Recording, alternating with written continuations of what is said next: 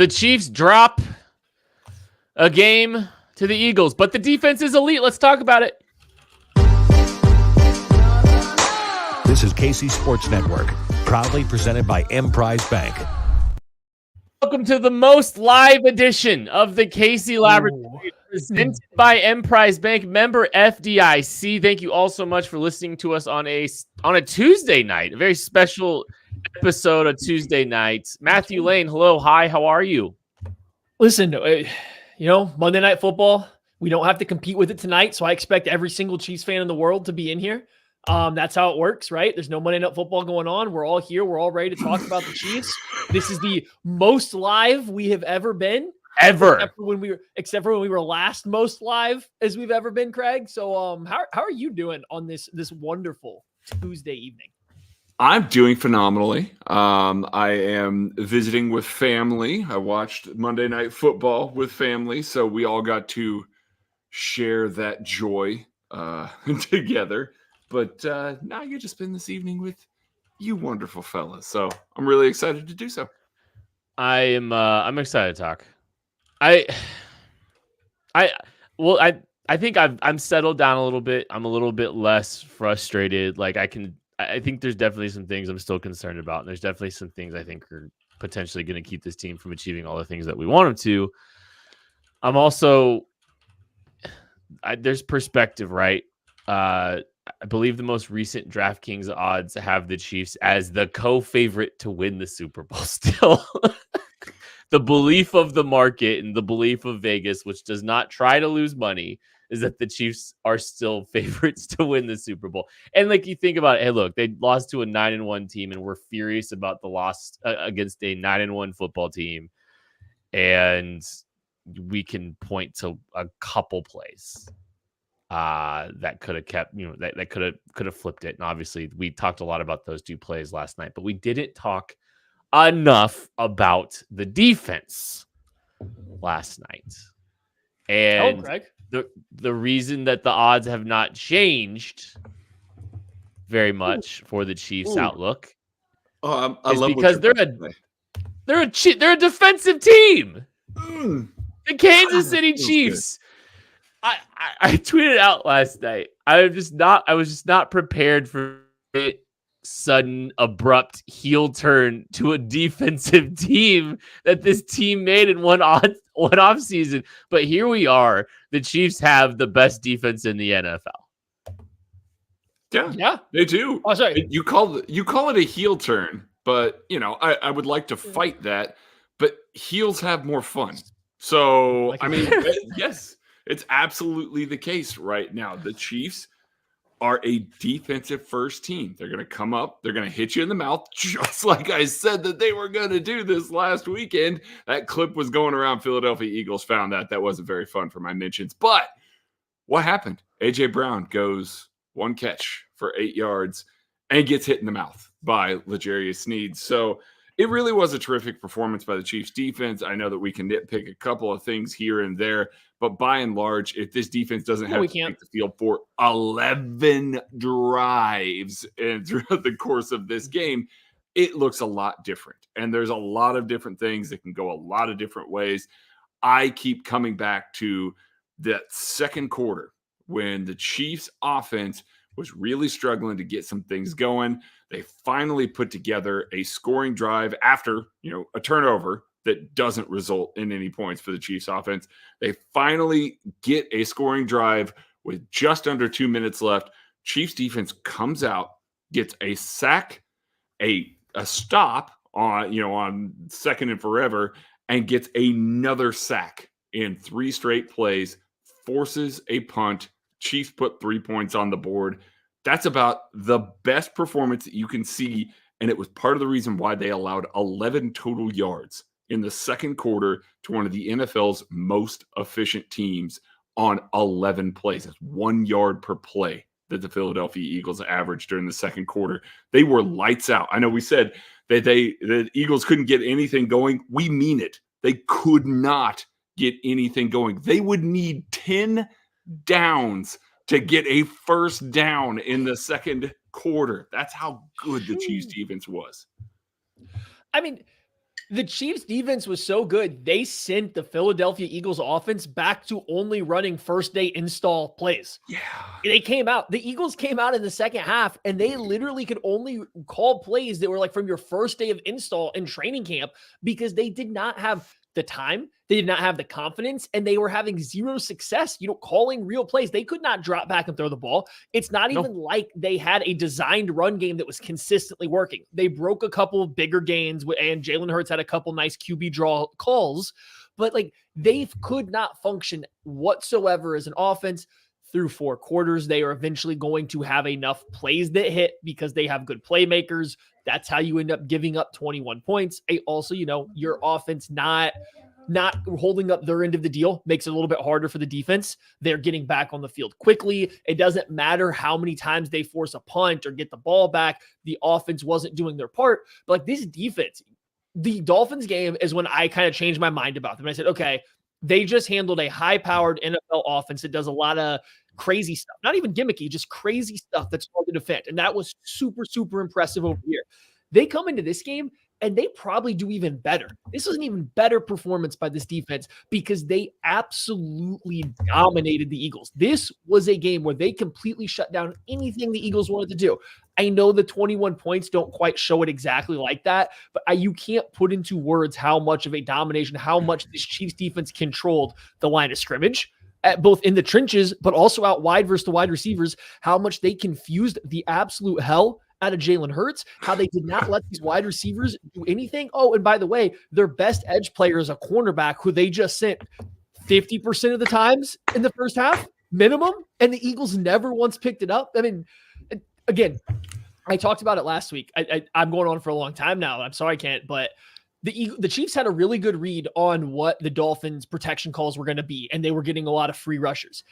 This might have, again, been even better. They knew the Eagles wanted to get into this 5-0 protection looks, and they constantly, and it's not that the Eagles didn't see it. There was even times where Jason Kelsey called out and said, hey, Jalen, by the way, that's Trent McDuffie right there. You're accounting for him. And guess who Jalen Hurts still couldn't account for? Trent McDuffie, despite the fact they called out, they completely manipulated the 5-0 stuff over and over again to get Trent McDuffie running free. And the few times they tried to pick up Trent McDuffie, he either didn't come or they also brought a backer. So like, it was absolutely beautiful once again from Colin and from Spags and the games and the pass rush up front. I mean, even like, I'll say this, like, I think Trent McDuffie, like Lane was trying to get to him a couple of times. Lane Johnson, one of the best tackles in football, was trying to get out there, and Trent was still slipping him. And Trent, in the Eagles' credit, they sift it really good. Like in 5-0, their tackles sift really good. They just get a sink, and they will try to get a hand on each guy, right? And like Lane, and they were trying to do it, and they just couldn't do it. Now the Chiefs ran a lot of games at the same time, which makes it really hard to do that. If you're a tackle and there's a spiking D end, you can't do that. And like, so the Chiefs were gaming it up, but you're right. They did try to handle it, and he kept squeaking around. Sorry. I just wanted to put that in there because it was a good job. Again, another good job by the Chiefs. They had a really good read on how the Eagles played the position.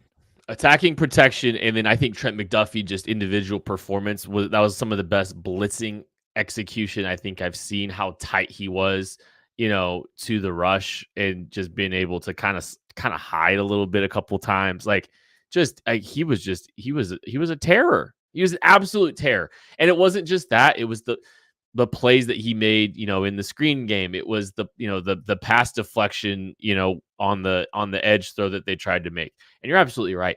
They had no aim. Like the Eagles had no offense going. It was run the ball, edge screens, and then they finally took a shot down the field on a slot fade, Mike Edwards versus Devontae Smith, and they hit it. But the Chiefs had 5 sacks in the first half, and Jalen Hurts was running for his life in the first half, and they could not offense. They had to go back to just trying to find basic principles to just try to get the ball down the field as best they could and hang around and hope that the Chiefs offense did. But there's unbelievable performance, and just a bunch of like little micro individual performances within that game too that we can talk about. But I know Craig was ready to jump in, so go. Yeah, I was. I was just getting ready to say, you remember how much time we spent in the preseason talking about how Shamari Connor was blitzing 50% of the time because, hey, are they going to use a guy like that real life here in the regular season? And then they just do it with, arguably their best corner. I say arguably because L'Jarius Sneed has now shut down every wide receiver one that he has faced pretty much as he's followed him around. He has been outrageously good, like absolutely insane how terrific that he has been. And it's not just because, oh, hey, they're bracketing wide receiver one. They're giving him all this help. They're doing this. They're putting him on an island plenty. The Chiefs were zero blitzing like crazy against Jalen Hurts. They were saying to these guys, hey, line up. You're going to be one-on-one with A.J. Brown and Devonta Smith. Please cover well enough so that we can get home. And they were repeatedly. Like, it just kept happening until right at the end of the game where the Eagles were able to make some adjustments and, kind of transition off of that. So they really did hold up so well on the outside. And Spagnuolo and Cullen put a few more things on tape that we hadn't seen so far this year. There was a rep where Leo Chenal was the dime linebacker, which I know that, we've had a lot of conversation about the dime linebacker position, Nick Bolton playing it, Drew Tranquill playing it. Who's going to play it if those guys can't play it? Well, we got to find out that Leo Chenal took a snap in that role. Leo Chenal did not line up on the second level, though. They had 5 down. So the 4 down defensive lineman with Leo Chenal off the edge. I think you guys can all maybe remember it was the play that Chris Jones made a terrific play. It was a QB keeper by Jalen Hurts on a 3rd and long. It was the right play call. Jalen Hurts did that exactly right. There's nobody at the second level. If he clears the defensive line, guess what? He's home free. Like, he might still be running into the secondary there. And what happens? They muddy it up. They keep good, sound rush lanes. Chris Jones beats Jason Kelce to the inside there, comes up with a huge stop. And it's because they showed a look that they haven't showed all year long. Leo Chenal in the dime, aligned as a pass rusher with 5 guys on the line of scrimmage. You are messing with protections and testing this quarterback, this offensive line, some of the best at picking this stuff up, and they weren't able to. That is a testament to Cullen. That is a testament to Spags, and that's a testament to these players that they were able to have so much success executing those sorts of things. I think they kind of baited him on that one. On that sneak, or on that QB run. And I think they had QB run pegged pretty good. Cause I think they had some really good lane discipline on a couple of those looks early in the game. They had some of the QB run stuff pegged. I'll just also say this. I'm not sure the Eagles really wanted to run Jalen Hurts that much this week. And it felt like they had to use him a little bit more. They used him on some of the 3rd down stuff, and they used him a little bit more in the second half, but I'm not sure that they wanted to, but they kind of had to. Maybe that's just because some of the injuries that he was dealing with, but it felt like he was having to play true drop back, and he was not able to win a true drop back game personally. And that's why they had to go to what they did. Is partially it was just because Jalen Hurts was just all this stuff we talked about is true, but Jalen Hurts just wasn't able to win in the drop back game. Yeah, I mean, the Chiefs did a phenomenal job changing the picture so frequently. Now, so I guess I'd push back a little bit to the Chiefs. I think they had a plan for the QB draw stuff, but I don't know if it was good because part of all the changing stuff, having guys mug the A gaps, then drop out, and bringing so many zone pressures, you are going to lose just gap integrity just by default there. And I think the Eagles called a couple QB draws perfectly into them and got 5+ yards completely untouched. There was the touchdown to kick off the Eagles scoring, I believe it was. And then there was another 3rd down conversion where there was just no one there. And that's, the give or take you're going to have with playing the way the Chiefs did. But still, to your point, like, you want to take, if you can force that to be the Eagles offense, if the Eagles offense is QB draws and screen game, you're going to take it every single time, especially if Jalen Hurts isn't 100%. And these runs, he's not killing you with them. Yeah, he's maybe picking up positive yards on half of them, maybe a little bit over, but it's not like he was killing you with them. So I think the Chiefs did an excellent job just kind of working their way all the way around it. The Eagles, smart offensive line, good quarterback, good center. They countered it pretty well with getting that going on the 3rd and 5s, trying to get into that short and 4th kind of range to where they could do the tush push. So it was just 2 really smart teams going back and forth in terms of stopping the QB run game. I thought both were kind of getting each other a little bit with it throughout the entire game. And it was nice to see the Chiefs have to adjust a couple times because they had to back off, I think, some of the pressures later in the game to account for it. I think back into the game is where I think they kind of got the QB stuff going a little bit more. I think the Chiefs had a little bit better early in the game. We're going to take a break. We'll be back right after this. Thanks for listening to KC Sports Network. Make sure you download our new app. Find it on the App Store or Google Play. Just search KC Sports Network. It's the time of year that we are doing the Soul of KC raffle. Make sure there's a link in the description of this show. We are doing this incredible raffle. You can win all kinds of Chiefs-specific prizes, signed football helmets from Travis Kelce and several other Chiefs players and all kinds of other great prizes. A bunch of people across the city stepping up to donate stuff. Check out the link in the description. You will find a link to the Venmo. $20 donation gets you 1 entry into the raffle. I think 50 gets you 5, and then there's some other tiers. Just donate money, support Operation Breakthrough, which is an incredible program that's helping some underprivileged kids in KC just day to day, but also you're going to help them have a pretty special Christmas. And all your donations are going to go towards helping support our initiatives for Operation Breakthrough. So please consider donating. All right, let's continue on with the defensive side of the ball, Craig. I know there's plenty of other stuff that you want to talk about. I know we can go so many different ways. We can talk about Chris Jones being awesome here, I guess. You're muted. You're so muted. Couldn't be more muted. That's it. Chris Jones was very good. He's back. He was very good. Sorry, guys. 4 in place, extra environment around here. I'm trying not to spam everybody with my children. So, Chris Jones was awesome after several weeks there before the bye, where maybe we were looking at a player that wasn't as good as he started the year, because when he walked in the building, he was pretty awesome to start. There was a little bit of a lull for what his normal standard was incredible this week. Made multiple plays against the run, made multiple plays against the pass, was just kind of everywhere. And this is one of the best offensive lines in the league. And I can say it's the best offensive line in the league now that the Browns are dealing with so many, issues at offensive tackle right now. So it is just that. He has been absolutely spectacular now for the past couple of weeks. We are now seeing that this is what it, or not the past couple of weeks, but this game, he was absolutely incredible. And I am very anxious to see if this is what we're going to see. Did he need that bye week? Did he need that to kind of get his conditioning back to where it was going to be? Was this dragging on a little bit with an offseason that he didn't have? Is this something to where he just needed a week off to get right? And if that's the case, man, I'm really anxious, because there's a string of teams that they're about to play here that have far worse offensive lines than the Philadelphia Eagles. Chris Jones has a chance to take over some games, even more so than he did yesterday, Maddie. And that's kind of what I'm interested in, is why has it been since week 2 that we've seen this version of Chris Jones? What is the rationale? Was it just needing time to get his conditioning and his body needed that rest? But the Chiefs also had 10 days between a Thursday nighter and a Sunday game too. Now, I guess travel, that was before the Germany game, right? So there was still travel.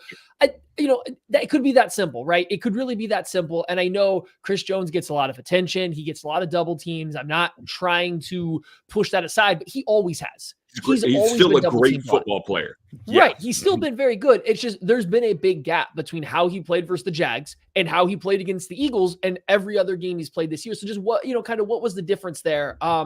They need that guy. I think the more we get into it, this team is coming along with an identity. And whether or not I like it or not, this team has an identity. And it's the defense is going to win the game for them. The offense is there along for the ride. And if that's the case, you do need that stud up front. You do need somebody that is constantly making plays up front, and that has to be Chris Jones. I think Charles Omenihu, George Karlaftis, both guys have been very good this year. Mike Dana, been very good this year, but those guys aren't taking over the game. You are not going to win based on your defensive play if those are your best pass rushers and your best, interior or defensive linemen throughout the whole game. So the Chiefs need Chris. They need to figure out what was different about those games and get that guy 24/7.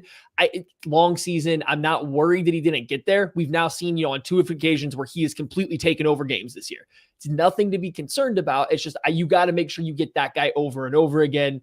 So that was good. It was nice to see complimentary rushers around him, around Trent McDuffie coming on the blitz. And then, even beyond the defensive line, yet again, Drew Tranquill is just darn good, man. It's just every game, week in, week out, coverage versus the run, the range. There really isn't much he's not doing on the football field for the Chiefs. And I don't want to get sucked into, is he the best linebacker? Is he not the best linebacker for this team right now? I don't even need to go there. Yeah, we don't need to have that conversation. Yeah. There's never a reason for him to be off the field, though. No matter who's healthy, there's not a reason for him to be off the field.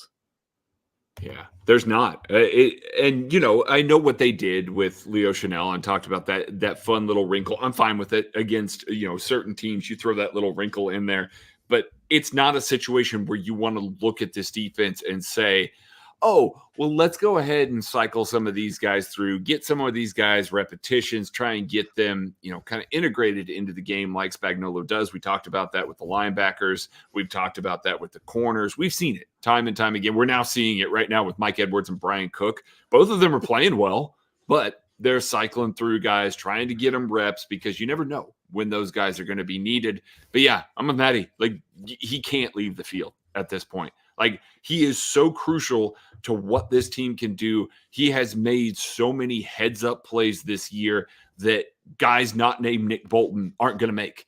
And so when Nick Bolton comes back into the equation here, when he gets healthy again, I want to see that nickel be Nick Bolton and Drew Tranquill. It needs to be those two guys. That's not a slight against Leo Chanel. That's not a slight against Willie Gay Jr.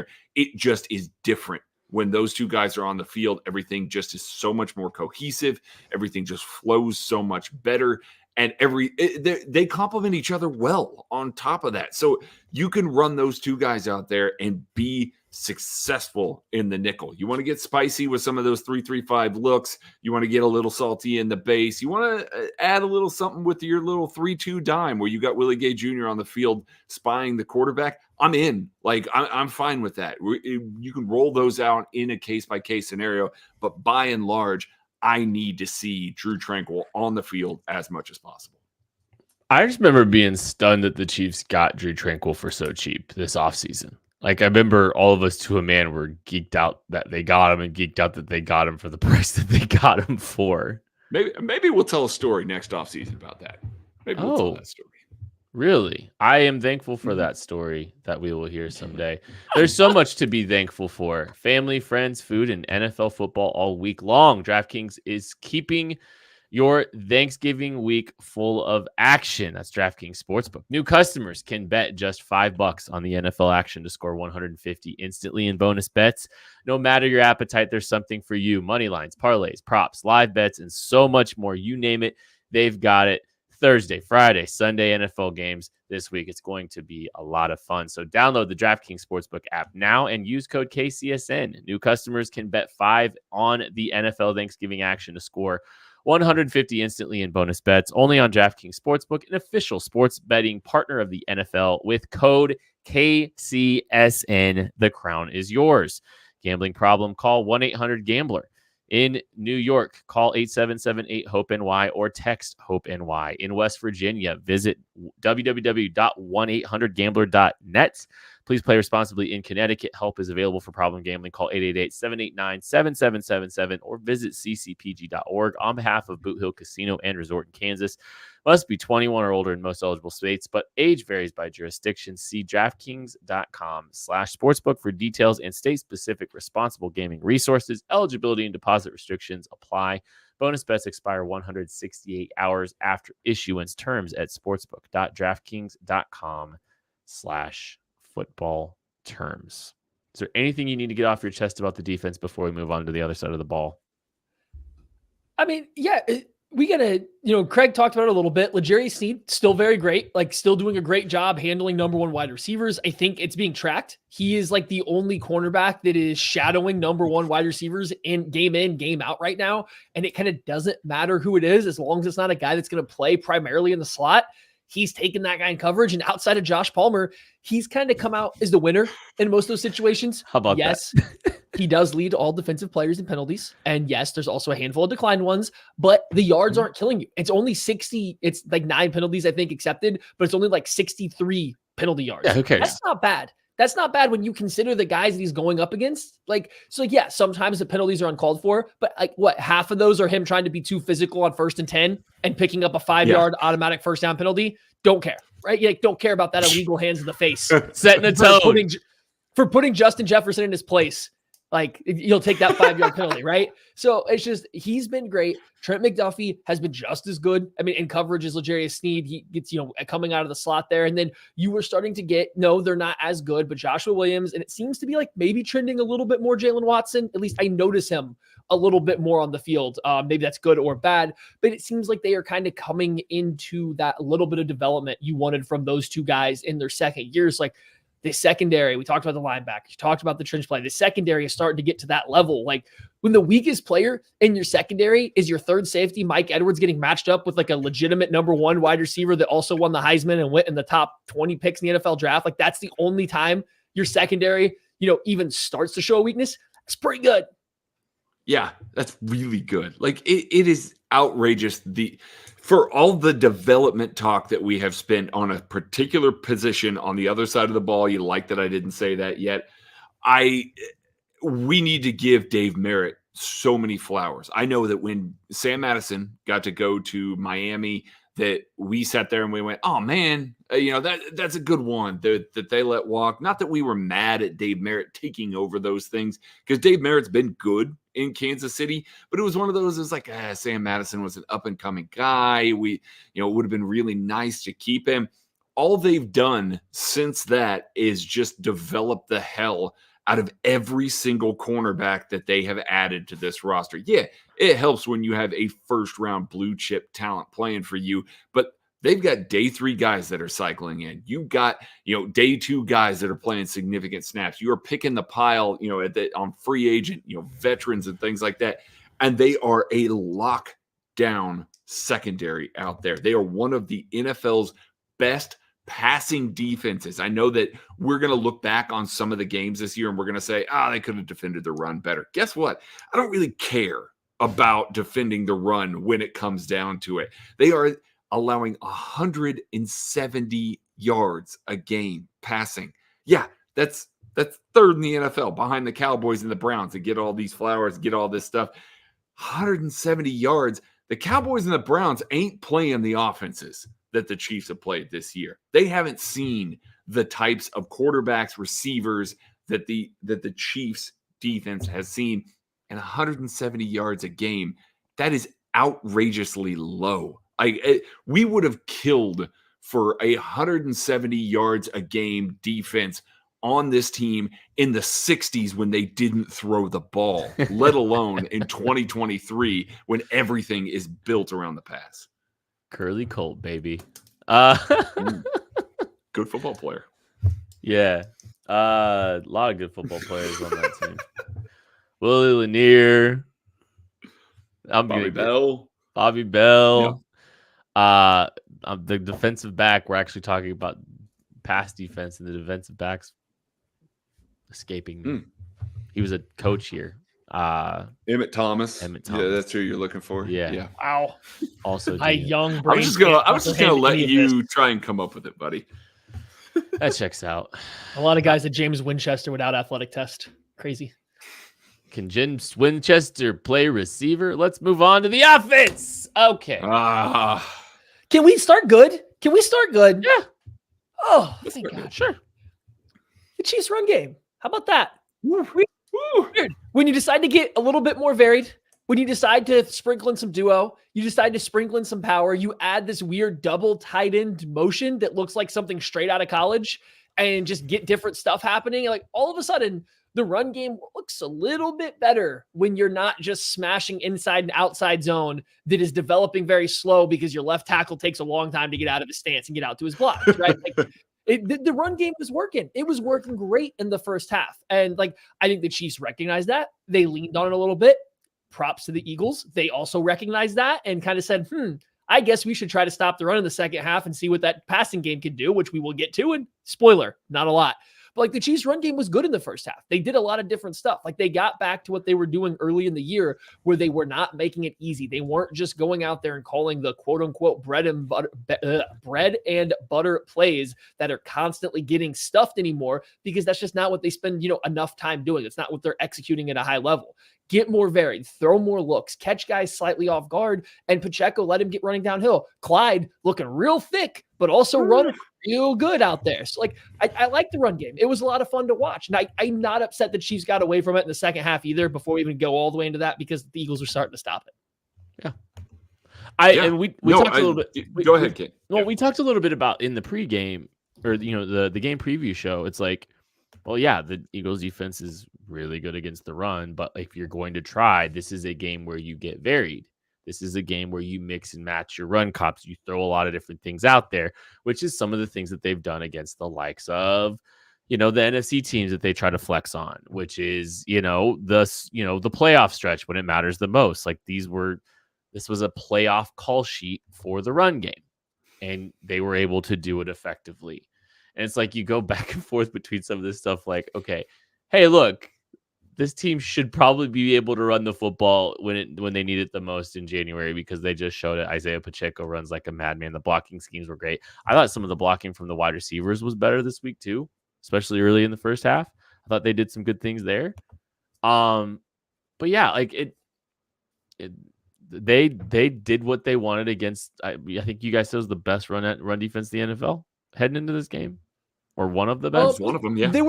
They were up there, but against heavy personnel, they were the best. And the Chiefs didn't do much 13. The 1 or 2 times they tried to run out of it, it did get stuffed. But when they were doing the 12 personnel stuff and then even running out of 11, it was working pretty well. Like their first 2 plays were in 12 and 13 personnel. Well, and they threw out of it though. That was good. It was good stuff. But you said there's some adjustments. Did you have more, Craig? Sorry, I apologize. I was just going to talk about, we talked so much about how Andy abandons the run, how he doesn't do any of that, sort of stuff. I know that Matty will get into some of the ways that the Eagles defended some of that and took it away. But on the season here, it's not like the Chiefs aren't effective running the ball. They're 15th in yards on, rushing yards on the season, and they're 12th in yards per carry. It's not like they are ineffective when they allow their offense to run the ball. And when we get glimpses like this against NFC teams that are more indicative of maybe what we'll see when January, February come around, where these games, matter, win or go home sort of things, I think we will see more of this. We'll see them, game planning a little bit better for Isaiah Pacheco, for Clyde Edwards-Helaire, who looked phenomenal. I've been waiting for the Clyde Edwards-Helaire hate today. He goes 2 touches, 20 yards, man. Like, that's absolutely fine. That's exactly what you want from a backup running back. So I do think that we're going to see more of it. And I know that has been a big talking point, especially in a game where it was very wet, where the weather was just not great, where the offense is struggling, the wide receivers can't catch anything. Why didn't they lean on the run a little bit more? This is about as close to fully leaning on the run as Andy Reid is ever going to get. And frankly, it worked really, really well for the majority of the game until the Eagles sold out to stop it, Matty. Yeah, and I mean, and that's what happened, right? Like in the second half, the Eagles came out, like it was already there. It's been trending this way for the past year and a half, but especially this year, and especially kind of later in this game, the Eagles played so much more single high than you were going to see teams traditionally play against the Chiefs. And even a lot of times when they were showing too high, they were kind of running the full field coverage where you have a guy sliding down and kind of looking to, poach from the opposite side of the field. It's like they were rarely running just pure too high looks. They were getting an extra guy rolling down or aligning in the box to add to the run fit. They were playing with a little bit heavier personnel than they normally would. They were getting Brandon Graham in there a lot more frequently than they normally like to. They usually like to keep Sweat and Hassan Reddick out there as much as possible at the edge. They were getting out of that. They were getting some bigger bodies there on the edge because, Sweat and Reddick at times are kind of getting pushed around, getting sealed pretty easily by the guys. So they did a great job of trying to adjust to what the Chiefs were doing. The Chiefs come out in the second half. They tried running the ball 7 times on 1st and 10. Guess how many yards they got? on those 7 rushes. Oh, 6 yards on 7 rushes on 1st and 10. Now, there was a couple, there was a 1st and 20 draw play by Clyde. There was a decent Pacheco run on 2nd down. Like, it wasn't that the run game got completely shut down, but when you're trying to run on 1st and 10 and you're getting less than a yard per carry, how much more do you want to run the ball? The Eagles are clearly giving you good passing looks. They're letting you try to throw the ball downfield. You're just not executing. There's a reason all of a sudden in the second half, all of a sudden guys were kind of starting to be a little bit open. Could they catch it? No, but they were starting to be open because the Eagles were trying to take away what was being most effective for the Chiefs, and that was the run game at that point. So it's give and take. The Eagles adjusted. The Chiefs adjusted back. They made the right call, just the execution fell short because the Eagles were not going to let them keep running the ball as effectively as they did in the first half. They just simply weren't going to do it. They dared the Chiefs to make some plays down the field in the passing game, and the Chiefs were obliged to try. And we know what happened. Miscommunications, drops, route run, wrong routes. I mean, and it's like it's a bold strategy in a game where or in a day where the Eagles, like, look, we talked about the Eagles' offensive adjustment was. It was like, we're just going to do the simple things and see what happens. And on defenses, we're going to, stop the run and see what happens. And the Chiefs just flat out could not solve it. And that's not even true. They solved it. They couldn't finish to save their life. I put most of the blame still on the receivers for some of those plays down the field that you're talking about when we're getting just specifically into this. I mean, that's MVS and whatever happened with Watson on the corner, like whatever we want to call it, MVS, just forgetting that it's like the controller got unplugged in the middle of MVS's route on the corner route. Like, yeah, I mean, that's a big piece of why this team lost this game this week. Yeah, I mean, the Eagles dared them to play a drop back passing game. Like, the Eagles did what the Chiefs were doing to the Eagles all game, right? The Chiefs were daring the Eagles to try to drop back and pass the ball. They couldn't execute. Now, the difference is the Chiefs have Patrick Mahomes. He's not going to just sit there and continuously just get, confused and take all these sacks and not have any answers. But you saw the Chiefs find the answers. Mahomes found the answers. Andy found the answers. It was just the connections weren't always there. Whether it was miscommunications, whether it was maybe not always being absolutely perfect from Mahomes, whether it was a very bad throw that led to an interception, whether it was Travis Kelce fumbling a ball or dropping a ball or other guys dropping the ball, just it wasn't working. The Eagles, like the last 6 teams to play the Chiefs, said, hey, we don't think those guys are good enough. We're going to quit playing, adjust coverage and to protect the deep ball. We're going to dare you guys to go throw the ball downfield. We're going to dare you to throw the ball into soft spots of zone because we don't think you can. And I mean, guess what? The Chiefs can't. They haven't been able to for half of the year now. Mm-hmm. They just simply haven't. The thing that this team has been known for since Mahomes took over, pushing the ball vertically, eating up zone coverage, finding soft spots in zone. 2 things that they absolutely cannot do at all right now. Throw the ball vertically, find soft spots in zone and exploit them. The 2 things that have been a staple of this team are completely out the window. And it's not like they are executing highly efficient versus the man coverage. The 30% of reps that are man coverage, it's not like they're making teams pay versus that either. They're lacking answers right now. The Eagles found them. They attacked them. I think we all know why they are finding these answers. We can talk more about the wide receiver room if we need to. It's just the Chiefs got schemed out of the run game. So, I don't want that to get back to Andy. I wanted to very much, highlight that and say the Eagles did what they should have done. They made the Chiefs play, as silly as this sounds, left-handed by having to throw the ball downfield. You're muted, Craig. He's just sad. That breaks my brain. It breaks my brain that is the case. That the way to beat this Kansas City Chiefs team right now is to say, hey, the best player in the world, the best quarterback to ever play the game, the most gifted player at that position ever, a first ballot Hall of Famer in his prime. Hey, go throw the ball.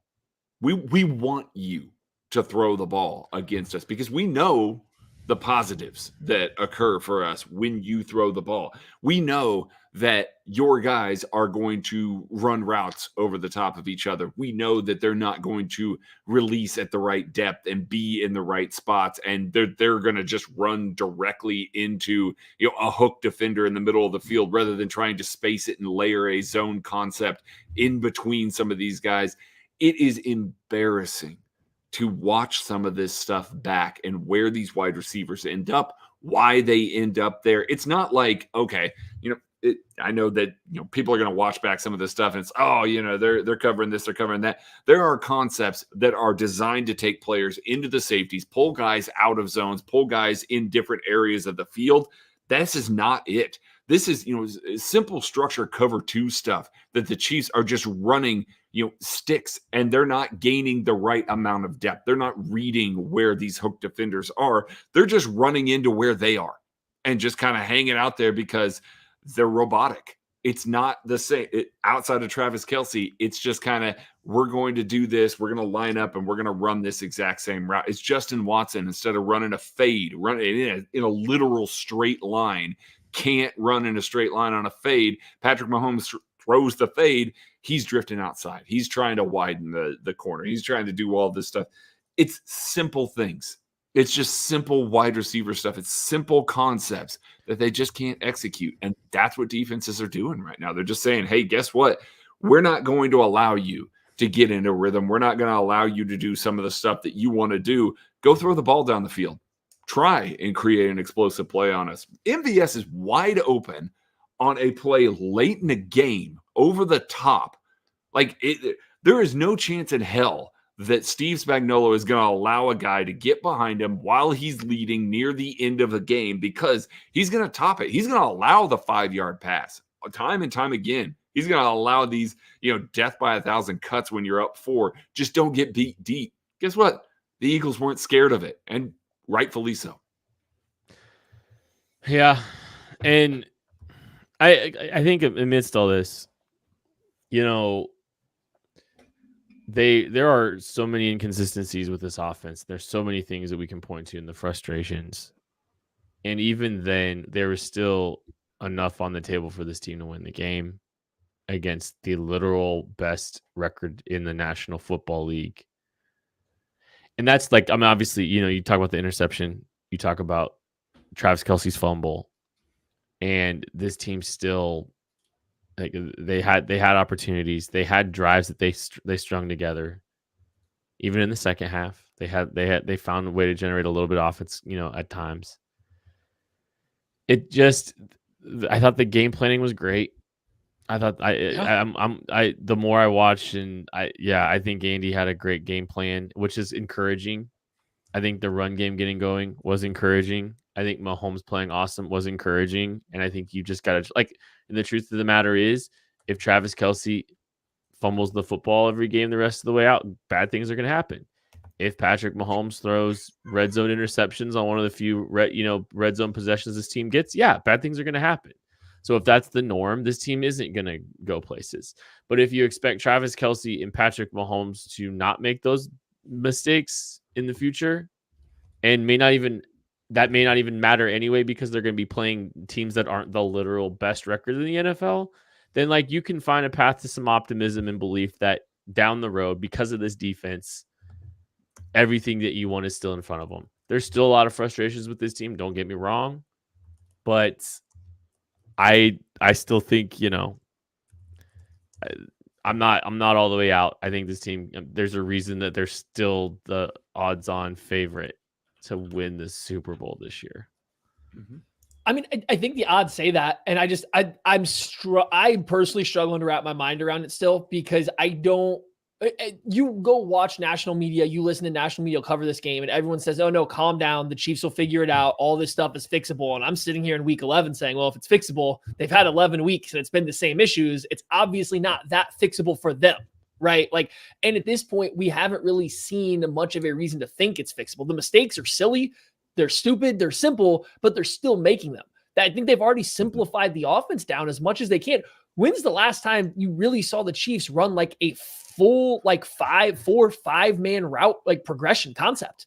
They're not even doing that. It's all half field stuff because they don't even want to have Mahomes get to the backside of the stuff anymore. You look at the timing of routes, both the front and backside have everybody running routes at the same time. It's purely just half field stuff, trying to get the ball out and make things as simple as possible for the wide receivers to get the pressure off an offensive line that has been up and down. I thought they were good yesterday, but they've already reduced this down about as far as they can, and we're still having the two veteran wide receivers make as many mistakes as the rookies mentally. I'm not talking about drops. I'm just talking about not even sight adjustments. I'm just literally talking about, hey, my man's on me. When this man is on my left side of my body, I break this certain way. And if he's in front of me, I break a different way. They're messing up basic high school level wide receiver stuff. And they've been doing it for 11 weeks. They've been doing it for their entire, not their entire careers, but they've been in the NFL for a long time now, and they're still making these mistakes. If that doesn't get fixed, I don't see how they make it to the Super Bowl. Not that it can't be fixed. It's just, I just don't know. We're in week 11 now. What is the sign that stuff will be fixed going forward? Guys, I'm going to say possibly the most depressing thing that I've said in the past 2 nights. Impossible. Does Richie James fix this? I mean, at this point, he looked bad versus the Lions, I thought, but he really did. He looked bad against the Lions, but I've also now seen 10 weeks where where everybody else has not looked good by and large. Rashee Rice has glimpses, but that's about it. The slot might be more open now. Put Richie back home. Be more open. I don't know. I'm willing to find out. And I never thought that I would say that. And we're probably going to find out now because this wide receiver room is not good enough to keep a Richie James level player off the field. And that's scary.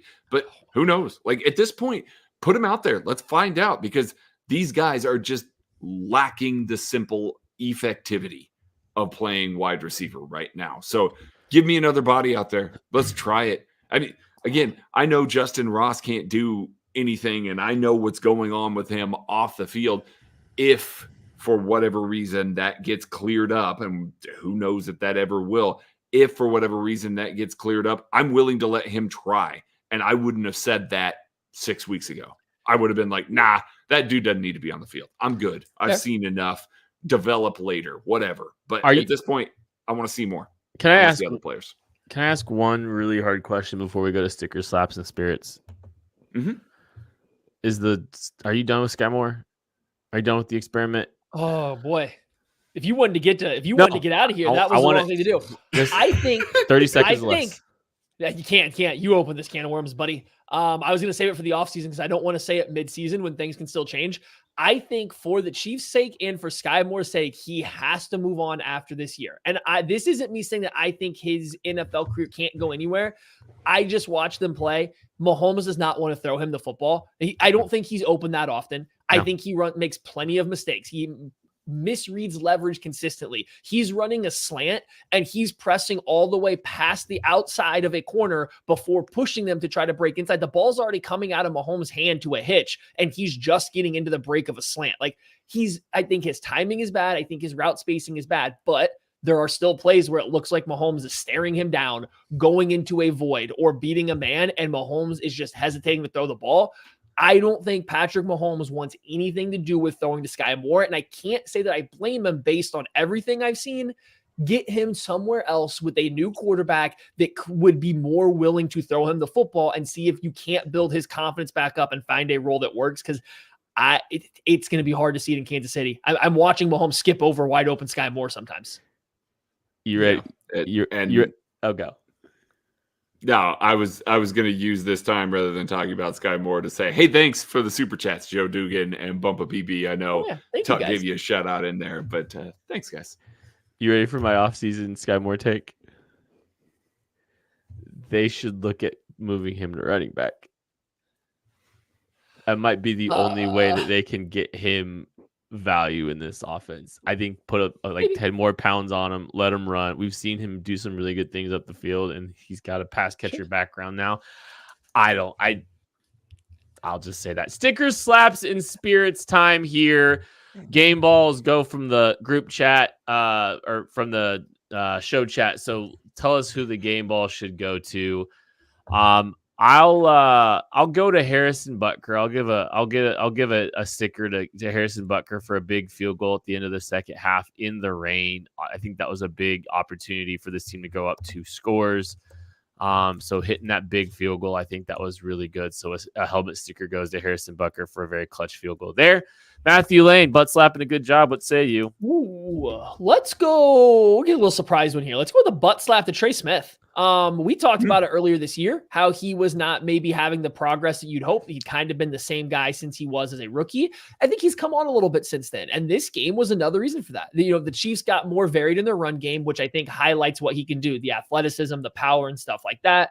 I thought he held up a lot better to the Eagles' exceptional interior pass rush than he had earlier in the year against lesser defensive lines. So we'll give Trey Smith a shout out. Oh, and the Chiefs had a 4th and 1 run right behind him that the Eagles absolutely schemed, out-gapped, out everything the Chiefs, and Trey Smith was able to get just enough movement launching into Jordan Davis's rib cage that they were able to pick it up. So like that, just that play alone, we're giving a nice butt slap to Trey Smith for. I'm going to say George Karlaftis for my whole ass bottle of bourbon. We haven't talked about him much lately, and all he's done is continue to perform really well as a DE2 or a secondary pass rusher. I shouldn't call him a DE2 because we treat Chris Jones as like a DE1 level player. He's been exceptionally good, just consistent. And that was some of the stuff that we talked about during his rookie year that he just needed to improve on his consistency. We know what he is as a pass rusher. We know what he can be as a pass rusher. Seeing it time and time again every single week. This was yet another great performance by him, cleaning up some stuff in the run game, coming up with a sack. He has almost bested all of his numbers last year through 17 games in 10 games. He's got 7 sacks on the year. This team picked up a player at the end of the first round that has 13 sacks in 27 games so far in his career. I say that, and I want to emphasize it. I know we've said it before on this podcast. That does not happen very often. You don't find guys at the bottom of the first round that have that kind of production. I know everybody wants to point to TJ Watt. He is the exception to the rule. And right now, George Karlaftis is not on a TJ Watt arc or anything like that, but he is also proving to be an exception to the rule. Great job by the Chiefs scouting staff. I know we're going to be down on them a lot this week and this year with the wide receiver group, but identifying that player, picking up that player, and Joe Cullen for developing him. He's been really good this year and continues to put together good performances. Yeah, Craig, I remember you did a study at one point. Yeah. On like rookie contract sack totals. I haven't kept up with it for like the past 5 years, but at that point it was like in the teens, like 12% or 13% of pass rushers cleared 21.5 sacks in their rookie contract. And George has done 13 in 27 games. Mm-hmm. We are going to go with Trent McDuffie for the game ball. You all voted for Trent McDuffie. We saw that a little bit in the chat. I think that is a perfect one because he was absolutely awesome. All pro, that man. Give him the Pro Bowl. Let him go play dodgeball in Vegas if the Chiefs aren't in the Super Bowl. No, they're going to be in the Super Bowl. They're going to be in the Super Bowl. Shout out Random Anton. He's been the most pleasant and the most fun like rival fan that we have ever had in a live chat, I think. So like shout out to that. I like it when there's other fans from other teams in here, and he's been very, very pleasant compared to the norm. Well, that is going to do it for the KC Laboratory. Thank you all so much for listening, and also to Random Anton for listening as well. Of course. Thank you. We'll be back later this week. Have a great Thanksgiving. Catch you later. So excited there's college football this week.